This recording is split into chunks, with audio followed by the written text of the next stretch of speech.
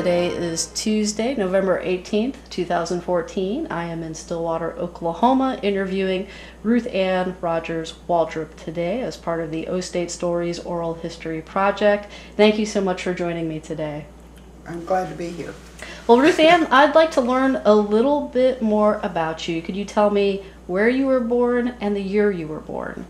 Okay, I was born in Pawnee, Oklahoma on February the 20th, 1942. I gave you a little extra information there, but I want to also tell you that all I did in Pawnee was be born because my parents lived in Perry and they didn't have a big hospital there, and my dad was from Pawnee and he wanted me to be born in Pawnee, so I was. Okay.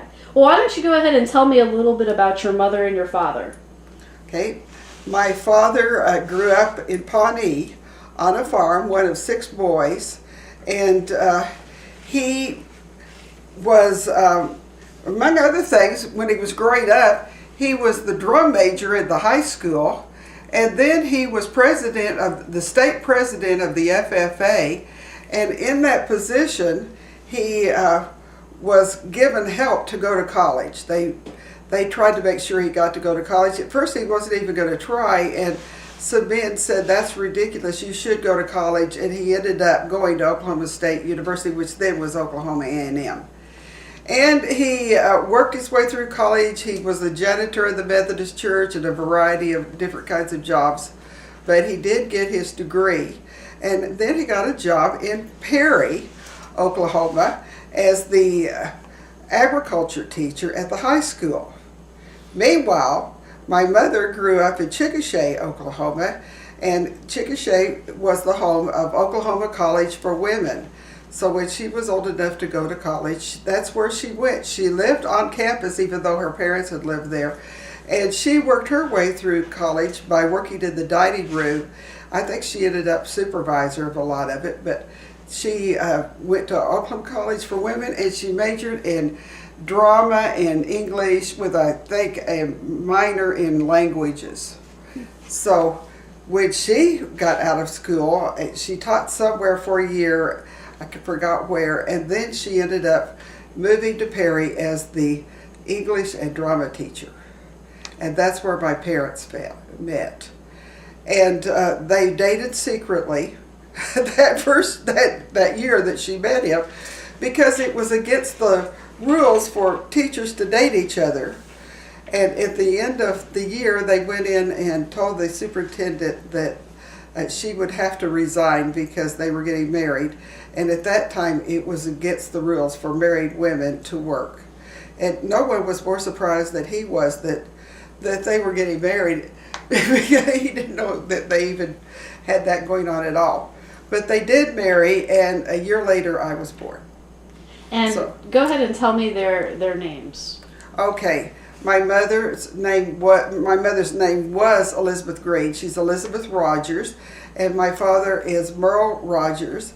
And the part I left out was that after they married and I was born, the World War II came along, and he enlisted in the Army, and he never was sent overseas. He just rode around. Mother said he fought the battle of the troop trains, and he was sent all around to different places, and when the war was over, he got a job, more or less what I would call in this day and age, mentoring the soldiers that were farmers. He was sent out by the Veterans Administration to check on them and see what they could do to help them to be successful. And he went to various places in Oklahoma, but ended up in Hugo, Oklahoma, the home of at that time, the Al G. Miller Circus, which made it a really fun place to be. And after a while, he was offered the job of Chamber of Commerce Secretary, which was the executive secretary. It was like a director of the Chamber of Commerce.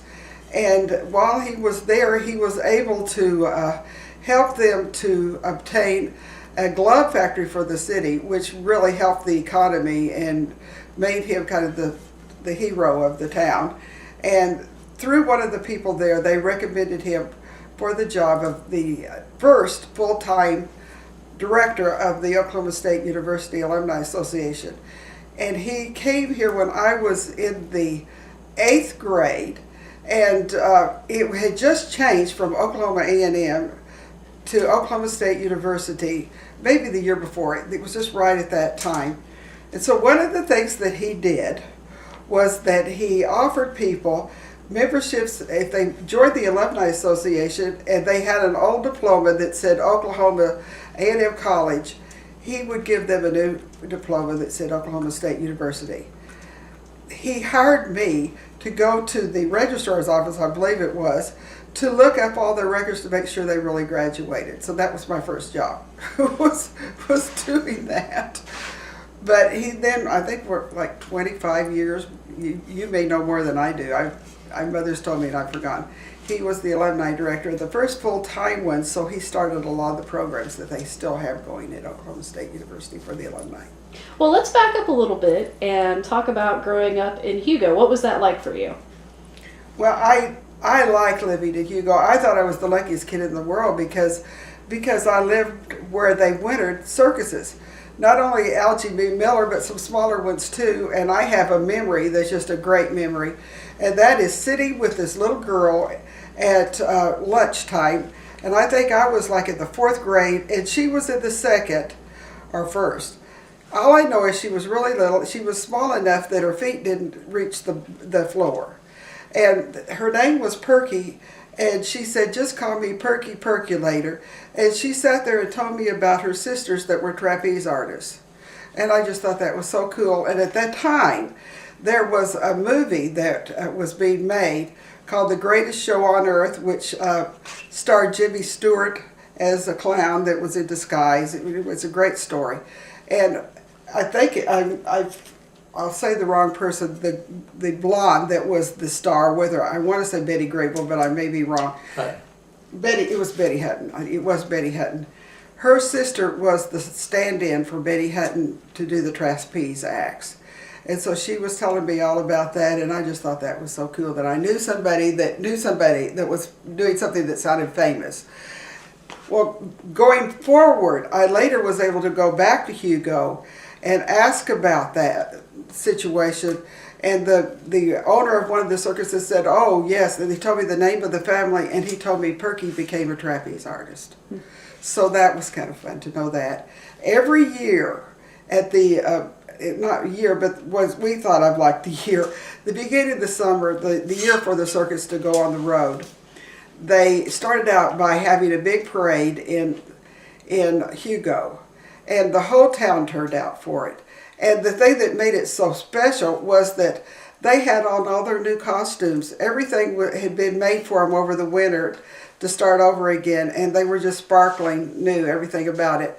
And we got to see that. And then they always put on a performance for the Hugo people. So I went to the circus every year to see them before they took off. I also had a girl in my Girl Scout troop whose father painted the wagons. Now you might think painting the wagons would be just painted blue or yellow. No, he painted tigers and lions and elephants on the wagons. And they, for a while, had a pet tiger cub. And she told me that, the daughter, that they had to get rid of him because he got big enough to, his claws had grown out, and he tore a big hole in his father's leather jacket, and that was the end of the pet. But they just gave it back, I'm sure, back to the circus. Nobody, gives away a cub much more than that. So anyway, I was around circus people that did things like that. And then I belonged to a church that had a living Christmas nativity scene every year. And the circus people provided the camels for that and some of the other animals. And so we just had this magnificent scene every year, just like you would expect on a Christmas card. So we thought we were really in a special place getting to be there where all that was going on.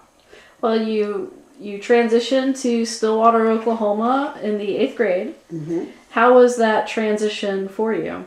Well, it was kind of hard because I was used to, first of all, I glowed in my father's reputation. People would come up to me in Hugo and say, "Are you really Murl Rogers' daughter?" And that was just really fun. My father not only was the Chamber of Commerce secretary, but he also did a farm show on the radio, so all the farmers knew him. And I came here and I was anonymous. Nobody cared. First of all, that sounds funny for a kid, that I needed to be myself anyway, and not that. And the circus is gone. And then the school was larger, and it was difficult at first, feeling at home because of that. What school did you attend when you came to Stillwater?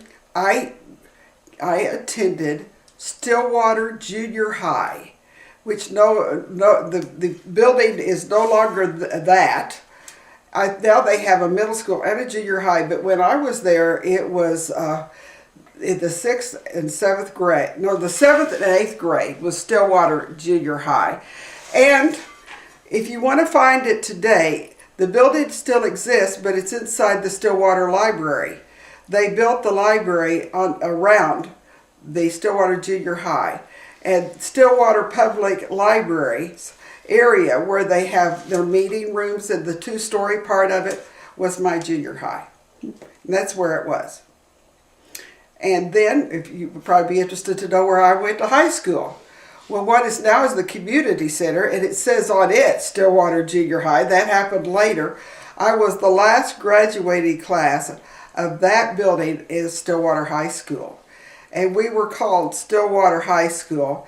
The next year, the students moved into the new area, which is across from Boomer Road, and they called it C.E. Donard High School at that time.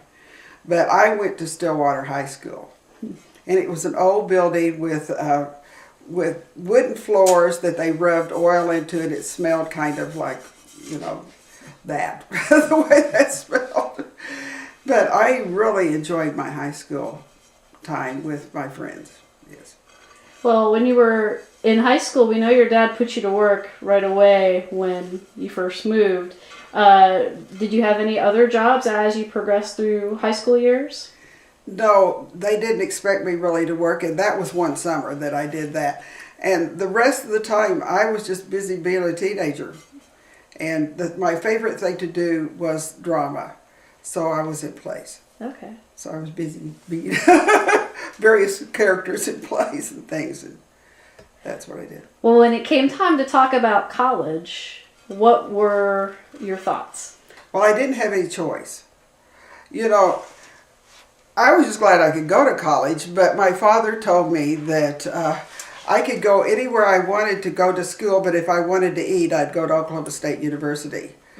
And he was going to pay for it, so I decided that was okay with me, and I liked OSU anyway. And my family often took me to basketball games, occasional football games, and I just loved the university anyway, so it wasn't a problem. But, he did that, and then he did another thing. I said, in some ways, my father reminded me of Archie Bunker. He had his dominating ways. And he told me that I could only major in home economics because my mother had never used her degree for anything. She raised 5 children and stayed home. And that I would just graduate and become a housewife anyway. And it would be a waste for me to do anything but to learn how to use my housekeeping skills and things. So I had to major in home economics. And what I was more interested in than that was, I thought of some things, but I knew I couldn't do it. I thought it'd be kind of fun to major in horticulture and, do greenhouses someday, that kind of thing. I thought of that and various other things, but I knew that I couldn't. And I thought if I was going to have some kind of a career, it probably would have to be as a teacher, and I'd have to work my way around through home economics. And I had a home ec teacher, an advisor, who said, what would be really neat for you to do? Why don't you have a triple major? She pulled out this little sheet of paper, and on it she had that they would, you wouldn't have to live in the home management house, which was one of the requirements for most people, but it took longer to finish if you did that. And she said, we'll not include that. And if you majored in general home economics and preschool education and family relations and child development. So I agreed to do that with the idea also of getting my elementary teaching certificate. So I took all of that on, and I started college. I didn't say this, but I started it the summer I graduated from high school, because In what year? that would have been 1960. Okay. And the reason I did that is, why not? You know, I had the summer off. It's either go get a job or go to college. So I went to college and took English. I may have taken something else, but I know I took English. And so that's how I ended up with a triple major. I had so many hours by the time I graduated. I graduated 3.5 years though, and that was because I went year round. Every summer I went back and took more classes. So if I had it to do again, I would not have a triple major. Having been a teacher, I have learned that it's nice to work on your master's, and some of those hours could have been on the other side of the degree. You know, I could have picked up hours and still, you know, use them. But you wouldn't have to go for the regular degree. Well, let's talk about some memorable classes or professors you remember. Okay, I had a favorite professor, and that was Josephine, now I'm going to say her name wrong. I want to say Lohman, but that may be a famous person. But her name was Josephine, and she was my professor when I was between my junior and senior year in the summertime. And my high school friend, who was also a home ec major, that was a really good friend, and I took the class together, and it was mainly graduate students.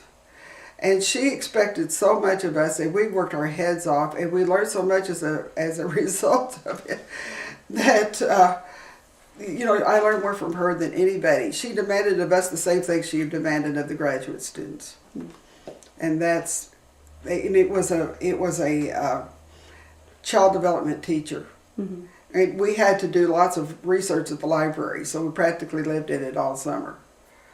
You know, and I can't even remember, you know, what the things were, but that was my favorite one. And we nominated her as the teacher of the year for the college, and she won. So, and Judy, my friend, was really good at writing, so she helped write up a lot of stuff, and I was there with her, but we rewarded her as the teacher of the year. Professor, I guess it would be professor. What building would you have most of your classes in? Most of my classes were in the home ec building. Okay. After I got through, you know, past the freshman year where I was going all over the place. But the building is the one that, it's located where they now have what they're now calling, what are they calling it today? I just was there. Life, is it called Life? It's not called Life Science, but they don't call it home ec anymore. And I spent a lot of time in the preschool lab. Well, tell me about that. Well, I love the things that I learned in the preschool lab and I enjoyed the children. And I got a job. I had a little job, and my job was sitting with a table full of 3-year-olds, 5, I think 4 of them. I think there probably were 4. Because it was a little short table. I sat at one end, and they had a spot at the other end for a student to sit in to have lunch with us. I had lunch with the preschool children. And my job was to see that they tried all the food that was on their plate, and that they, you know, behaved while they were sitting there and ate their lunch as much as you could get them to do it. And they were a lot of fun. But I had a really embarrassing experience there. And that was one day when this overweight student came and sat at the other end. And that was fine. I mean, I had no problem with that. But there was this little, you know, 3-year-olds will say what they think. And she turned to her and said, "You're fat." Well, this poor student didn't know how to handle that. So she looked down and just started eating. And I couldn't think of what to say. And so the little girl thought she hadn't heard her, so she said it louder. And I told her that wasn't polite, but for years I tried to figure out what I could have done to help that girl from feeling embarrassed. Now, right now, I'm overweight, and if a little kid said, "You're fat," I'd say, "You're right." That would have been the best answer for the student to have had, is, "You're absolutely right, I like to eat." And that would have ended the problem. But she was embarrassed and wouldn't say anything. So I kind of failed that one. But I enjoyed the children a lot, and there was a little boy. I'll give you an example of there were a lot of fun things. There was a little boy, and he was younger than most of the others in the room. And why he was in the same room with everybody else, maybe he just barely made the cut. But at that time, knock-knock jokes were going around. And some of the kids really kind of got it, And he heard everybody saying, "Knock, knock, who's there?" And they'd say something funny, and everybody'd laugh. And so he came up to the teachers. He'd come up to them and say, "Knock, knock," and they'd say, "Who's there?" And he'd say, "John," and they'd say, "John who?" And he'd say, "John Smith." That wasn't his name, but like that. That was his name. And then he'd just laugh and laugh and laugh. He'd go up to somebody else and say, "Knock, knock." And we just thought he was so cute. Trying to do knock-knock jokes when he didn't really get the idea. Well, where did you live during your college years? Well, most of the time I lived at home. And that was because it didn't cost anything. But I also was a member of Kappa Delta sorority, and I had lunch with them every day. I could have lunch with them. I went to all their meetings and all their parties. And for 1/4, I got to live in the house. Now, if I'd been more ambitious and gotten a job, I probably could have lived more in the house. But I liked my situation the way it was. And the one semester, the 1/4 that I lived in the house, the first weekend that I was there, I went out on a date with my future husband. And he got me back about 2 minutes past curfew, and I was grounded for the next weekend. And if I did that at my house, my mother said, "Don't do that again." Mother was a lot more lenient than the house mothers that they had at that time. The house mother was wonderful, but they were strict back then. How would you get from your parents' house to campus? I usually rode with my father. I got in the morning, we just had one car, and he let me out on campus, and I stayed there all day. And then I rode home in the evening. Or I rode home with my boyfriend. I did a lot of transportation was available to me for my boyfriend. So. Well, I'm assuming that your boyfriend is sitting next to you right now. He is. The one that did. The others didn't ever take me back and forth places. Why don't you tell me how you met your husband? Okay, that was the reason I said that I would do this, because I think it's a fun story. When I was a freshman, I was a sorority pledge, and we had a pledge meeting in the fall, near the first of the. I think it must have been the end of September, somewhere in there, when this pledge meeting took place. And the person who was the social chairman for the pledges told us that the social event for the month was going to be a hayride. The whole sorority were going to go on a hayride. And that the members had told her that the pledges were going to be responsible for the entertainment. And they suggested finding some group that sang, because it was a hayride, you'd be in wagons, and if we found some kind of a singing group, that'd be really good to go with us. And she said, "Don't worry, I have good news." She said, "I am dating a member of a quartet, and they're called the 4-5s, and she said they're pretty good, and the best thing is they're cheap." She said we could get them for not much money. But she said, and they're really neat boys. She said, "I like all of them." And she said, "But she said, I don't think that's going to be a problem." But she said, "I think that the quartet would have a lot more fun if they had dates." And she said, "Would some of you like to volunteer to be dates for the quartet?" Well, I just thought that sounded like fun. So I volunteered. And they gave me Jerry. And And they told me his name was Jerry Waldrop, and I'd never heard the word Waldrop in it before. I wrote it down and practiced it all day long before he came, and he came to pick me up at home the night of the hayride. And the first thing he did after we left was he suggested we go out for a Coke so that we could get acquainted. And we probably went to Sonic. We went to a drive-in somewhere, and we just had the best time talking to each other. And then he told me that he needed to go practice a little bit. Would that be okay? And so we went to the dorm where my sorority was housed at that time. They were in the process of building a brand new house, and it was nearly done, but it wasn't quite completed. They couldn't move in, and so they were housed in one of the dorms.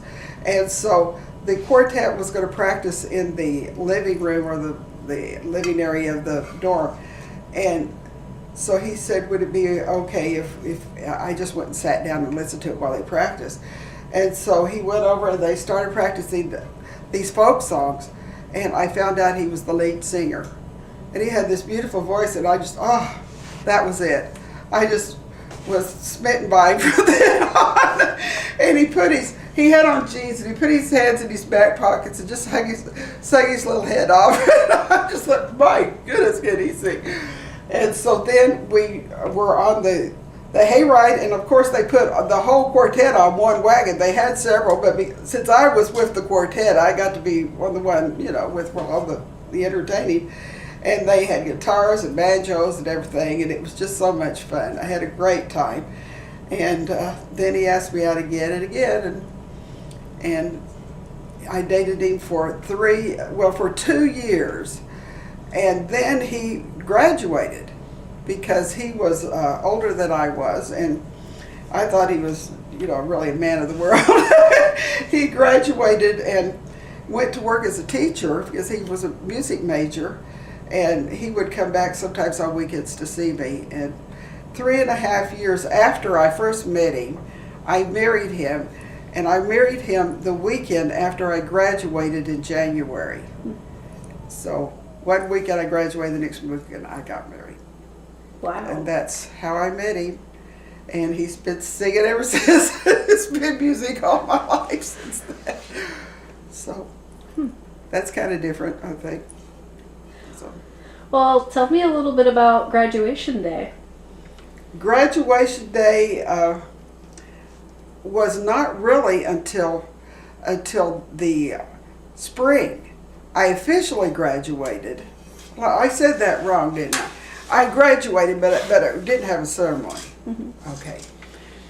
In order to do the ceremony, you had to come back in the spring, and by then I was married to him and living in Kansas. I took the train as close to Stillwater as I could get. He couldn't come. There was some reason he could. Probably he was still teaching school. And so I came on the train by myself, and my parents met me. Maybe it was Perry. I can't remember for sure where they had the train. The train doesn't even run where it was then. Now, but they picked me up and took me home, and so I got to see my family, and they saw me graduate. Mother said, I paid for this. I expect to see you walk across the stage. And I did. And afterwards, we went out for lunch with some friends or dinner, whatever it was, and that was it. It wasn't any big spectacular thing for me, although I was really happy to do it, but I left my husband behind. Where was the ceremony held? It was held in the field house. And it was the stadium. The stadium. It was outside. Okay. Yeah. Wrong name. But and there were so many, and just huge numbers of people, so there wasn't anything intimate about it. Mm-hmm. Because there were so many. And everybody graduated, whether you were at the College of Engineering or Home Economics. We were all in the same graduation ceremony. So I can't even imagine. I can't remember how long it must have taken for all of us to go across the stage. But I think they did one at a time. One school after another. Mm-hmm. We were all there. My parents were in the stadium watching. Well, after graduation, the first time, before the ceremony, you moved to Kansas. Mm-hmm. Kind of tell me how life progressed. Oh gosh, life with him was wonderful. Life in Kansas was terrible. Nothing against the state of Kansas, but he was teaching in this little town near the border of Colorado, and it was the Plains. And the people there were nice, but he had been part of a bunch of bachelors, and he didn't know any couples at all. And when I married him, he moved me into this apartment, which was the nicest one he could find, and it was above the Gamble store. And we had this one-bedroom apartment with a kitchen that was so small that when you opened the oven door, it hit the wall on the other side. You couldn't open it completely. It was that narrow. And that didn't bother me so much, but the fact that I didn't know anybody. He'd go away since it was the middle of the year, I couldn't get a job at that time because it was January, and I had a teaching degree, and there were no openings for teachers, and I didn't know how to get a job anywhere else. So I stayed home, and I spent the whole day figuring out what I was going to have for dinner. I got out all my new cookbooks and read through them and figured all this out. And we did invite people to dinner, but it was always his bachelor friends, because that's the only people we had to invite, and they'd eat and leave. So it was a lonely time. And then we had another problem. The farmers had their land in soil banks, which is, in this case, was a real problem because the wind would blow and we were having dust storms. When they talk about the Dust Bowl, when the dust storms came, I couldn't see anything but dirt out the windows. And it would seep in under my windowsills. I can tell you the stories that they have in the panhandle, of the Dust Bowl days. And it would go all over my floor and everything. And every time it did, I had to mop the floors and start all over again. Even though you put stuff to try to stop it, it came in anyway. And you couldn't go anywhere or do anything because of the dirt. And that was horrible. And I really, really had a hard time with that. So for the rest of the year, I was fighting dust and no friends, except for him. And I watched a lot of television because it didn't take that long to fix the house up. And I would go out. There was a grocery store across the street. Some of the highlight of my day was buying food for dinner that night. So that was kind of where I was. That was until school was out, and then we did something that probably was not real. My parents wouldn't have thought was real bright. He knew that this was not a good situation, and so he resigned without a job. So at the end of the year, he had no job because he resigned. We thought we'd go somewhere else. So he thought, what you do, you resign. Instead of looking for a job first and then resigning. And we told my parents that he had resigned. And they said, well, you can stay with us this summer because we're going on a trip around the world. And if you will come to Stillwater and spend the summer with us and take care of your little brothers, I had 4, then Jerry could go take some master's classes at OSU. So we did that planned to do that for the summer, but before it was time to do that, when school was out, before we were heading there, we went to Colorado looking for jobs.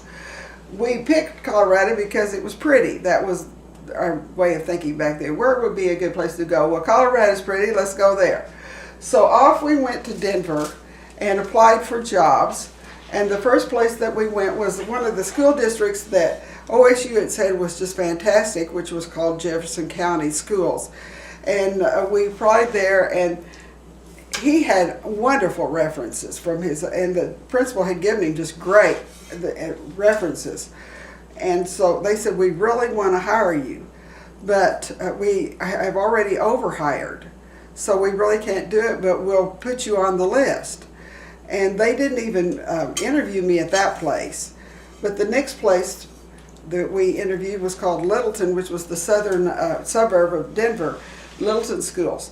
And I bought a new dress to go interview, and they liked me because I knew the new math, that you know, things other than base 10. That was the new thing to work with other bases than 10. And I knew about it, so they liked me a lot because I could do all of that. And they loved him, and they said the same thing. We would love to hire you, but we've overhired and we don't have any positions. Well, at that point, we gave up and went back to Stillwater and didn't know what in the world we were going to do. My parents took off for Europe, and I was there with my little brothers when the phone rang, and it was Littleton Schools saying, we'd like to hire you, and we were so relieved. They hired us both and sent us contracts, and we signed them. 2 weeks later, Jefferson County offered them to us, but we already had them. So it all worked out, and we had the summer in Stillwater with my brothers, and it was a good time for us. We enjoyed being back on campus and around the campus. And my brothers love him. I got a little jealous. One of my brothers kept taking him out to play tennis all the time, and I was back at the house while he was out running around with my brothers.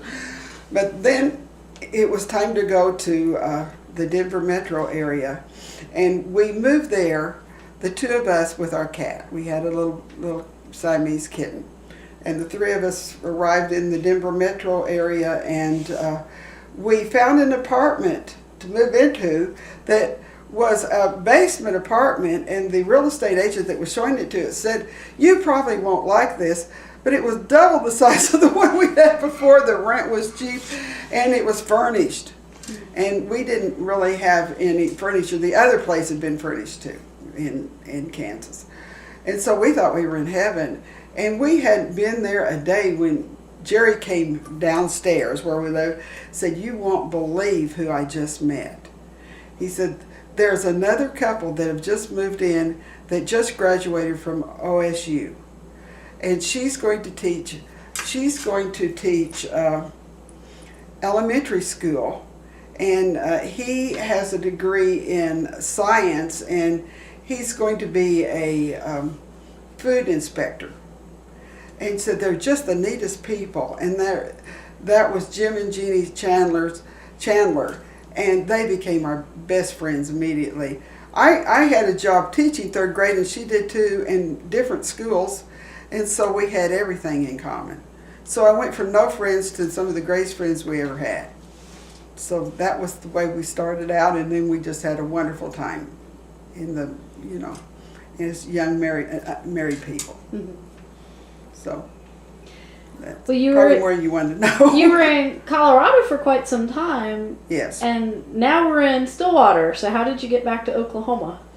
Well, over the years, we loved being in Denver, but we did all the mountain things, different kinds of things, and enjoyed the mountains, and had been up and down those mountains all different ways and doing all different kinds of things. But now we're getting older, and we had 4 couples that were really, really good friends that when it got time for us to retire. And 3 of them were moving away. And so we weren't going to have them anymore. And the other one was moving into a real exclusive retirement community that had millions of things for them to do. And we figured they weren't going to have much time to spend with us, even though they were good friends. So we decided to consider going somewhere else. And we looked around the United States. We really did, just different places that we might go. But we finally decided that the best place to go would be Stillwater, back home, not just because of my parents. My father had died, and I didn't realize that my mother really needed someone near her more than I thought, because she did such a good job of acting like everything was fine. So we really moved here because of the university. The other thing is that the cost of living was less. And to buy a house here, it seemed like they were giving them away compared to Colorado. My son lived here, and he had gone back to college and was working on an engineering degree, and he started telling us what houses cost, and we thought, my goodness. And then then the sports teams and everything are here, and all the other things that you have at the university, like the dramas. And in fact, I'm going to play this Friday night, so there's just always things to do. And so we decided that we would move back here, and we started looking on the internet for houses, and that's a really interesting thing. He came down. We had a computer upstairs, and he came downstairs. And he said, "There's not anything there. We're probably making a big mistake. There's not going to be anything." I don't know why he didn't see it. He had the site there, and I went upstairs and looked at the houses on this site that he had, which was I can't think of the name of the real estate company, but he had it on there, and they had this house on it that had 2,700 square feet and a outbuilding and a greenhouse and all of these things, and it cost the same as our 2-bedroom. I mean, not bedroom. We were living in a condo in a garden home, and in the same patio home. It was the same in a 1,300 square feet place, and this house was the same amount. And I thought, well, there must be something wrong with it. Well, to make a long story short, I sent my son over to look because it was empty, and he said, "You wouldn't believe this house," and it's this one I'm sitting in. And so we ended up buying the house before we ever left, and before his school year was up. We bought the house, and then we came here. And when I came here, I didn't know if I'd have any friends. I didn't know what would happen. And but except that I had a son going to school here and a grandson, two grandchildren that lived here. And we went to this ball game to watch my little grandson play t-ball, I think. And my daughter-in-law was sitting. She was sitting behind me with a friend, and so Sherry, my daughter-in-law, told the friend that we had just moved back and these were her in-laws, and she said she needs to join newcomers. And I turned around and said, "What's newcomers?" Well, I had belonged to newcomers. I belonged to newcomers in Denver when I been there for years because it just had a lot of fun things to do, and one of my friends talked me into doing it. And I knew kind of what it was like, and I said, "They have newcomers here?" And she said, "Yes, and my mother is the one that founded it." And so I said, "Well, how do you get acquainted? How do you get connected with it?" She said, "I'll give you my mother's phone number." Well, I joined newcomers, and they just ended up with piles of friends immediately from that. And then through the church that I had another bunch of friends, and my mother told me something that turned out to be one of the neatest things for me. And that was that in the church, which was the Christian church, on Wednesday night they had family fun night. And they played all these different games. They also had choir practice, and you could do Bible study, but you could play games. And they played a bunch of them played mahjong. And Mother said, the ones that play mahjong, a bunch of them have just become really good friends, and they do lots of things together. So I went to mahjong, and I made some friends there that I do everything with. I've gone to Fort Worth with them, just for a shopping trip, and so I have never lived anywhere that was as friendly as this place is, where you could, with as many activities to do if you are retired. This is the perfect place to live if you're retired. Is there a place on campus that's special to you, looking back? Well, the place that's not so much with my husband, well, in a way with him, except that most of it's different, the student union. Because the student union was where we went all the time to do things. Back then, a lot more, they had a lot of places for you to actually have fun in the student union when I was in college.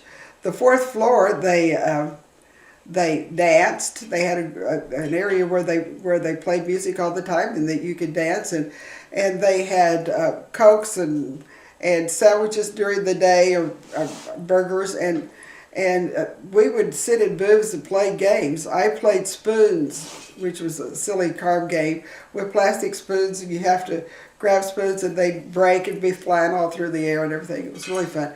But the student union had all these lounges, and we'd go in there and study part of the time, and they were so beautiful. And the ballroom, been to so many things in the ballroom over the years, from dances to going in the latter years to the madrigal dinners there that they still do, and that's always been a special place too. And my father's office was in the studio, so I always hung around there. Yeah, well, that's the place. Talking a little bit more about your father, what was your impression of the Alumni Association through his activities? Well, I thought that first of all, it was really important to him. And in fact, it was the thing that I resented it a lot of times, because he would go back at night and he spent more time at the alumni building than he did at home. So we were kind of second to the Alumni Association. But I was very proud of the things that he was doing. And one of the things that I found really amazing was and I'm sure my mother told you about it, were the tours that they took. And my parents back then would plan the world tours and the different kinds of tours themselves and go to the places they'd like to go. And then they would invite the other people to go with them. And they took people on just wonderful trips. And that was the thing that I really liked. And then another thing they did that I really thought was a good thing that he did was the fact that he did these banquets for the seniors in high school, and he built up the university as a result of that.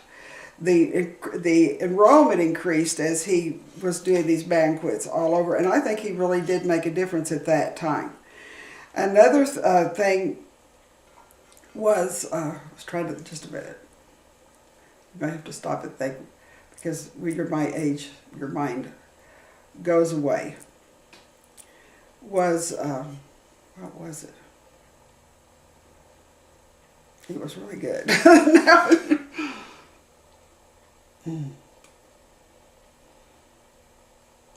Well, he did something that was hard on our family, but it has made me really appreciate the way I think people ought to act when they have positions of responsibility where they are public servants. That wasn't what I was going to say. But Mother doesn't remember this, but I do. The board that he had would offer him raises, and he would not take the whole amount because he didn't think it was good for the Alumni Association. So when I hear of charity groups that are, milking the public, I think of my father and how giving he was, that he would never let our family take advantage of the university in a way that he thought was unfair. Do you remember any interactions he would have with university presidents? Oh yeah, he knew everybody. He always knew the presidents of the university. They came into his office to visit him all the time, as well as the vice president. He had coffee with all the different ones.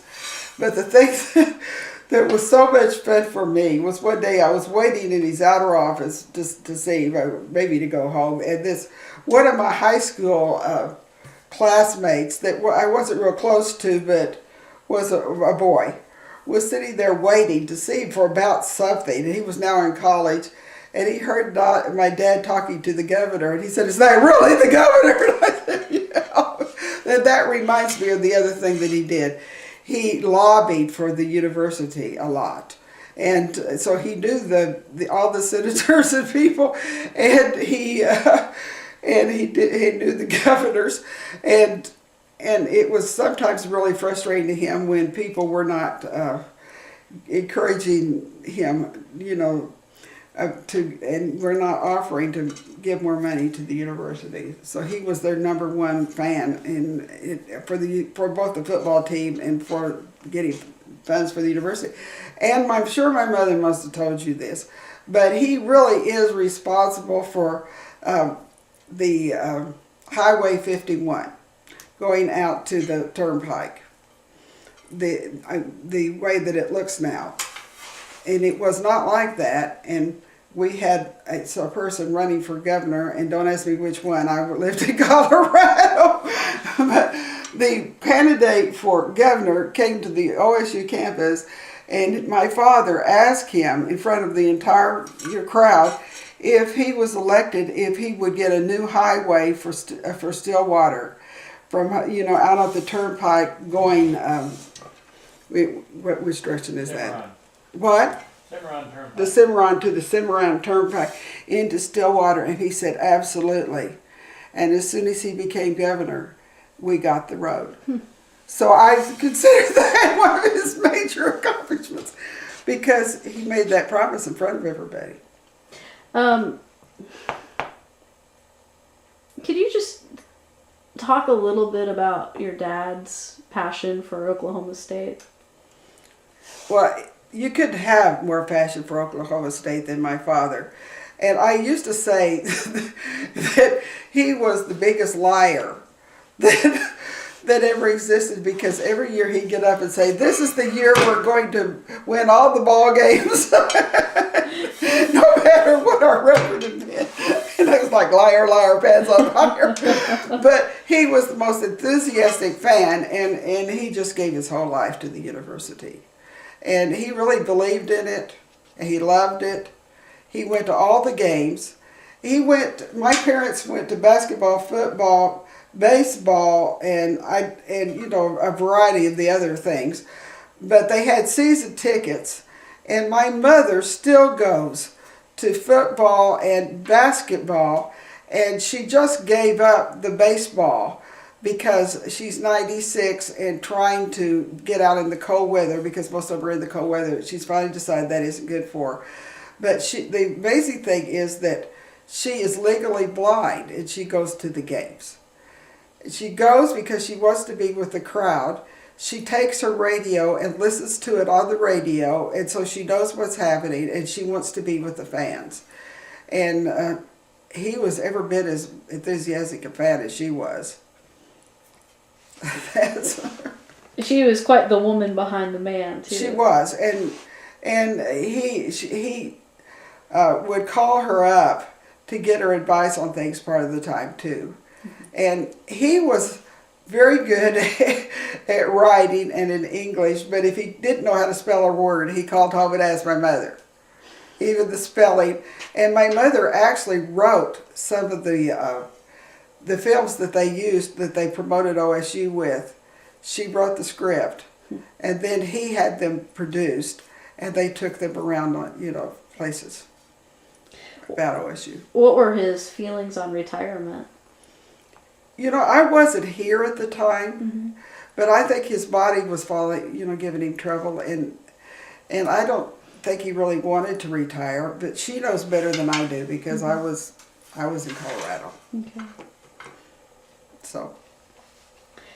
Well, are there any Oklahoma State memories that I think meeting your husband was very pivotal for you? Yeah. Memories that just really stand out, and I know that's one of them. Anything that we've missed? Any memories that just you think? Well, this sounds trivial, but the Kappa Deltas were the first ones to ever have a luau in the student union, in the ballroom, and that was their big party that they had. And because they were the first ones, the Hotel and Restaurant Administration College decided they were going to do it, and they were going to try everything out. And when we had a luau there, they made this unbelievable feast for us, including a pig with an apple in its mouth, and just unbelievable Hawaiian dishes for us.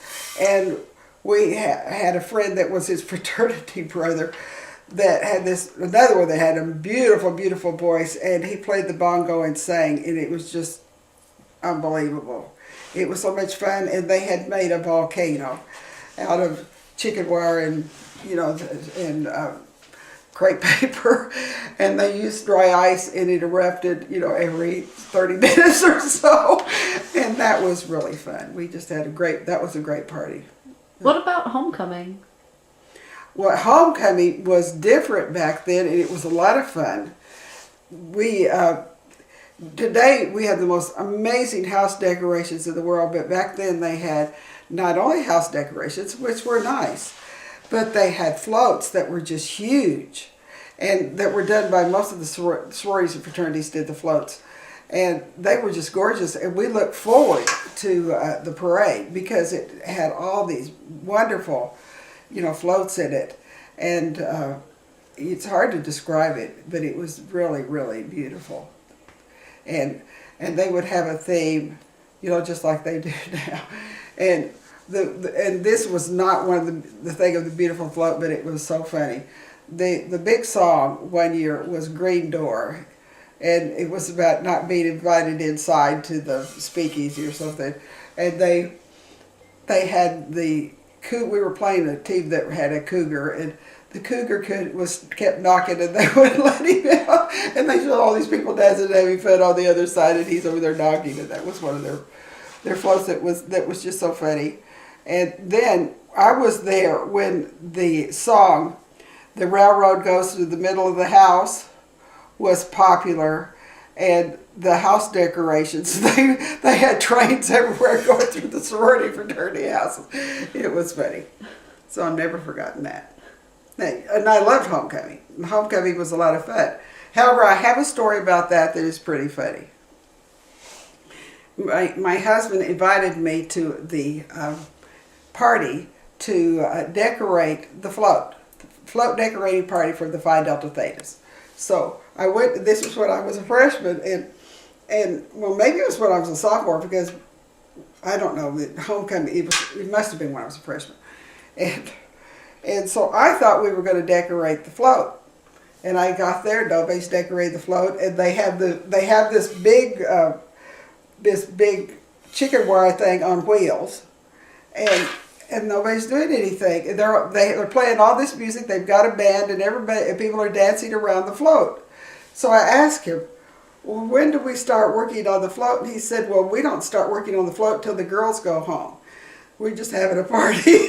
So that was kind of disappointing. I kind of wanted to work on the float. But any excuse for a party. Any excuse for a party.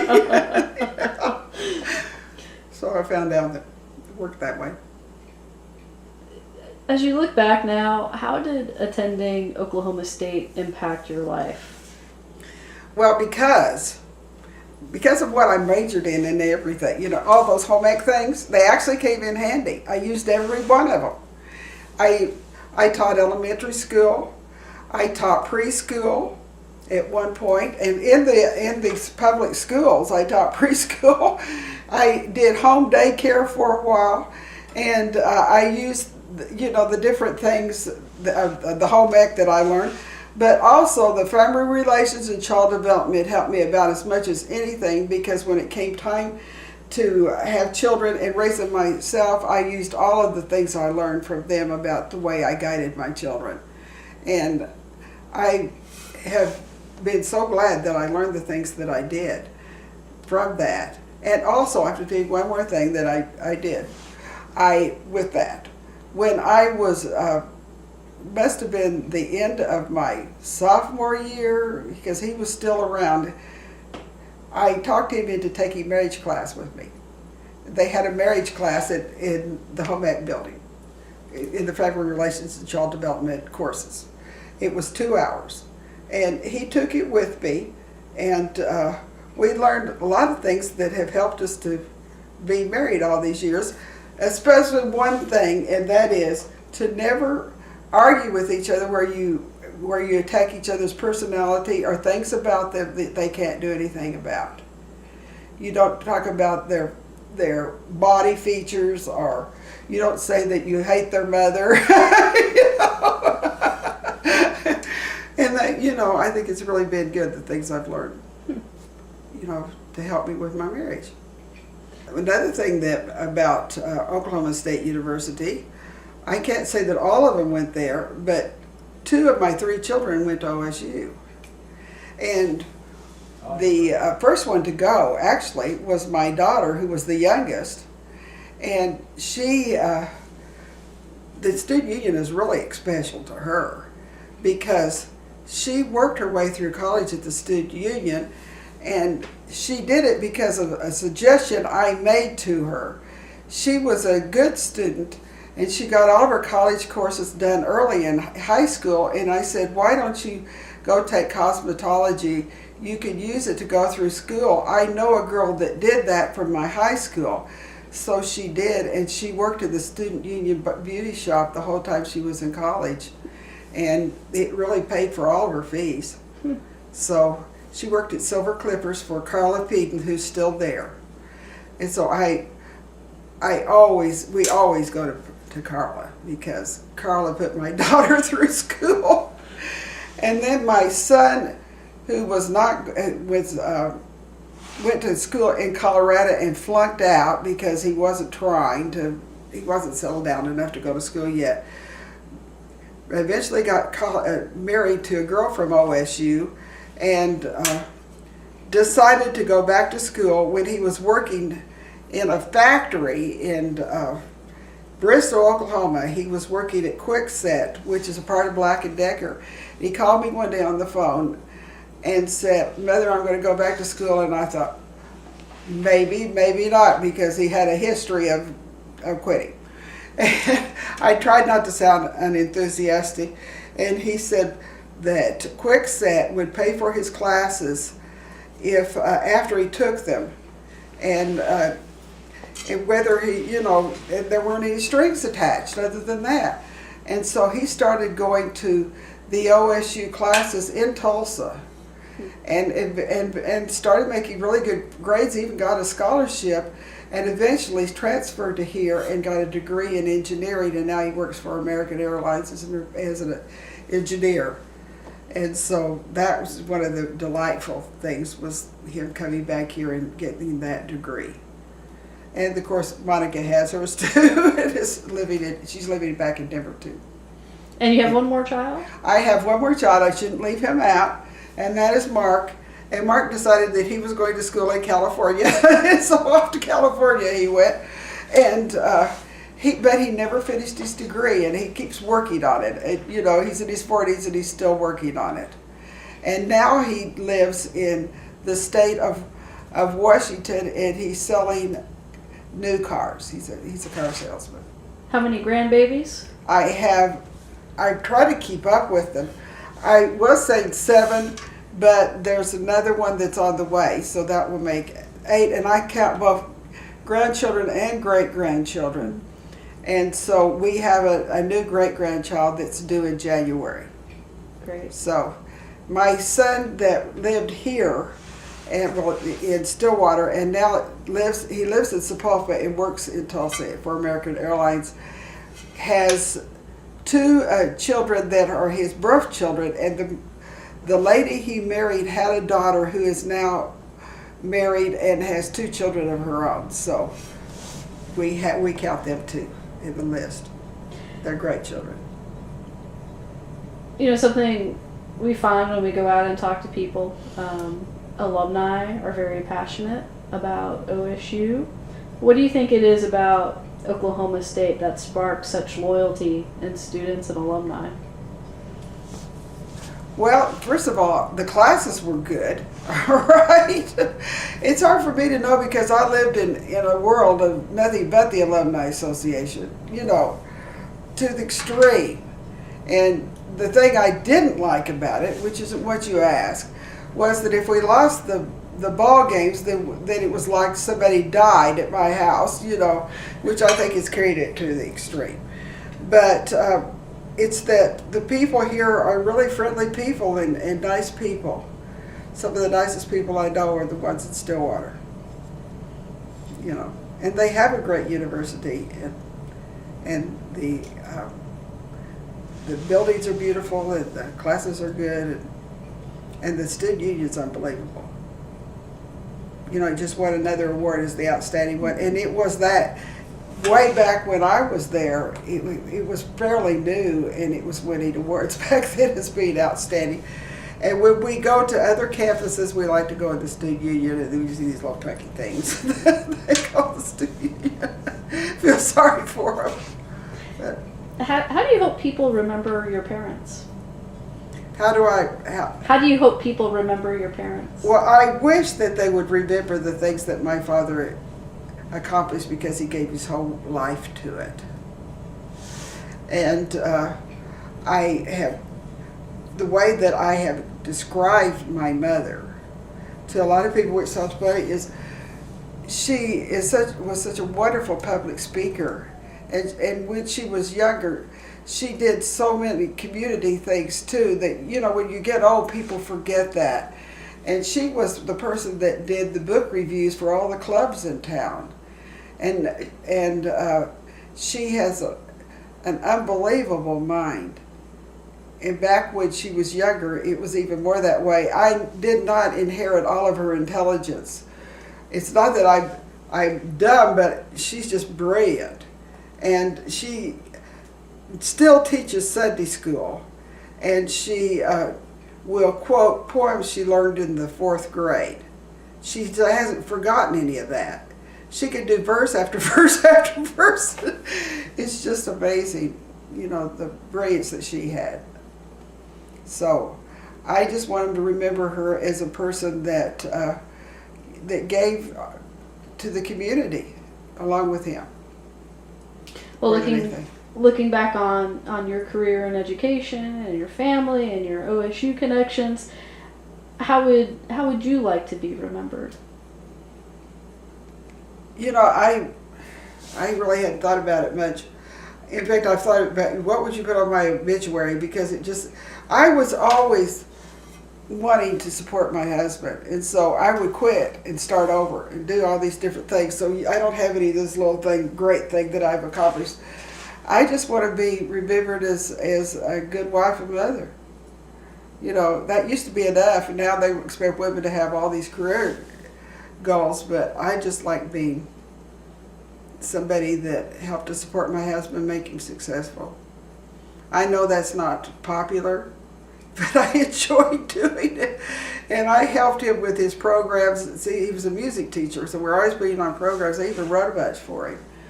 But that's not what was really important. It was just being there for him, enjoying each other.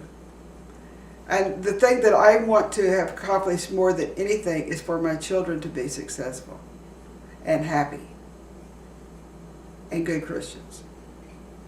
That's what's important to me. Well, is there anything else you'd like to add before we close on out? Not really. I can't think of anything. Well, Ruthann, thank you very much for your time today. We really appreciate it. You're welcome.